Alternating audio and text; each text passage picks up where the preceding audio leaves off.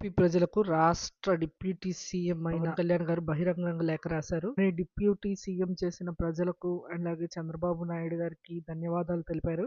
Deputy సీఎంగా కంటే తాను ఎమ్మెల్యేగా సేవ చేసేందుకు ఎక్కువ ఇష్టపడతానని తాను వారాహి యాత్ర చేసే సందర్భంలో అనేక సమస్యలను కళ్ళారా చూసినట్టు చెప్పారు. తాను విశాఖ ప్రాంతంలోని గిరిజన గ్రామానికి వెళ్ళానని, అక్కడ ఆడవారు గుక్కెడు నీళ్ల కోసం కూడా చాలా అవస్థలు పడుతున్నారని, వారి కష్టాలను తొలగించే ప్రయత్నం చేస్తానని చెప్పారు. గ్రీన్ ఎనర్జీని ఉపయోగించుకునేలా పరిశ్రమలను ప్రోత్సహిస్తానని చెప్పారు. అంటే ఎకో ఫ్రెండ్లీ ఆ టైప్లో వస్తువులను వినియోగించేలా చూస్తామని చెప్పారు. అడవులను కంటికి రెప్పలాగా కాపాడుకుంటామని, ఎవరైనా వినాశనానికి పాల్పడితే కటకటాలకు వెళ్లాల్సిందే అని చెప్పారు. పర్యాటక రంగాన్ని అభివృద్ధి చేస్తామని, అలాగే పర్యాటక కేంద్రాలలో తగినైన వసతులను కల్పిస్తామని చెప్పారు.